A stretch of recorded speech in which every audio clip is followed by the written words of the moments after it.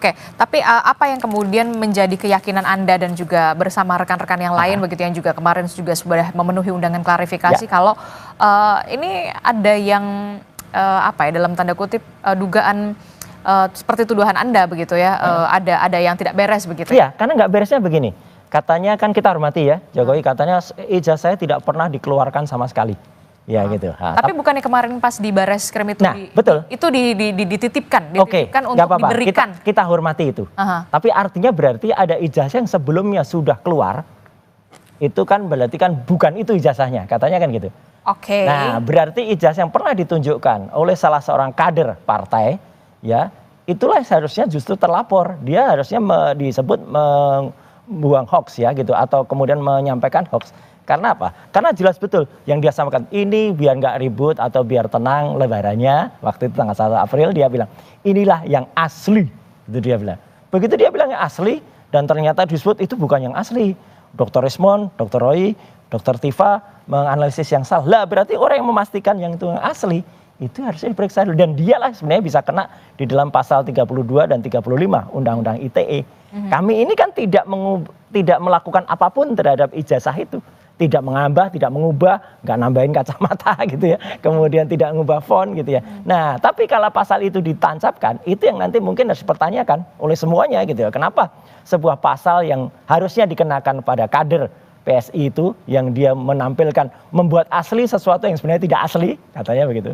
Itulah yang malah tidak kena. Justru kita yang sama sekali kita tidak menyentuh alat bukti elektroniknya, itu mau dikenakan dan itu kan tujuannya agar sanksi pidana yang sangat gede gitu ya, 8 tahun, 12 tahun itu bisa jadi alasan untuk nanti melakukan tindakan lebih jauh. Tapi nggak apa-apa lah, sekali lagi biar masyarakat melihat ini. Jadi makanya saya datang, bahkan diundang Kompas TV pun pada saat-saat yang orang bilang, oh saatnya kritis banget Mas, itu waktunya mepet gitu. Enggak, saya hormati media seperti Kompas TV dan juga media yang lain termasuk podcast kayak podcast Sentana kemarin dan podcast yang lain kayak Abraham Samad, podcast Diskursus, podcast Forum gitu ya.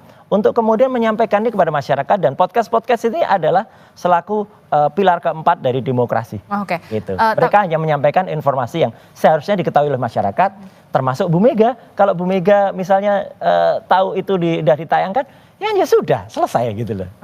Tapi bagaimana respon Anda ketika kemarin adik ipar Jokowi kemudian membawa itu ke Bareskrim begitu, kemudian apakah Anda juga punya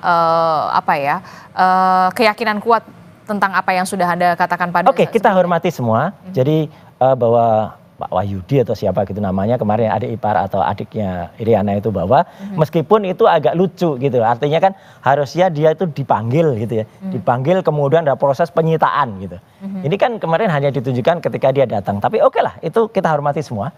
Kalau moga-moga tadi Bareskrim kemudian nanti dalam platformnya itu meneliti itu. Tapi menarik kemudian pendapat dari Prof. Hipnu juga gitu di Kompas beberapa waktu yang lalu. Kalau kemudian itu nanti akan disandingkan atau harus ada misalnya harus ada pembanding gitu. Saya pernah menyatakan pembanding sebaiknya yang netral dari luar. Kalaupun tidak, ijazah itu harus bisa ditampilkan oleh lapor. Misalnya ya, ditolak nggak usah ada pembanding. Oke, tapi ijazah itu kan diperiksa oleh lapor. Supaya jelas, ijazah itu harus tampilkan. Kemudian keterangan dari lapor tidak boleh hanya berubah satu kalimat saja. Misalnya yang otentik atau identik. Mbak pernah nggak? Misalnya kita diperiksa kesehatan. Ya. Pemeriksaan dari lab manapun kan jelas misalnya SGPT berapa, SGOT berapa, jelas detail kan. Kan kita nggak mau terima aja misalnya Anda sehat gitu. Sehatnya kenapa gitu atau Anda kurang sehat. Nah, situ jadi nanti terperinci. Harus terperinci kertasnya terbuat apa, nanti hasil carbon datingnya kayak apa.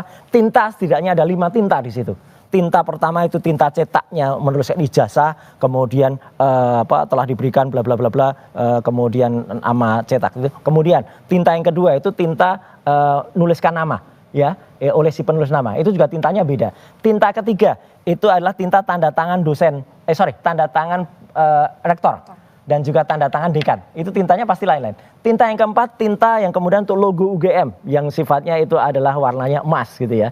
Nah, tinta selanjutnya adalah tinta berupa cap dari fakultas yang ada. Nah, itu harus ada keterangannya masing-masing. Tinta terbuat dari apa namanya, kimianya apa, unsurnya apa saja. Kalau tidak serinci itu, ya kalau kemudian tidak ada pembanding, ya masyarakat akan menilai ini pemeriksaan lab 4 kok kayak gini gitu, kok abal-abal gitu loh. Tapi kalau itu ada, saya hormati lab 4 ya gitu, dan biarkan itu akan menjadi diskursus di masyarakat.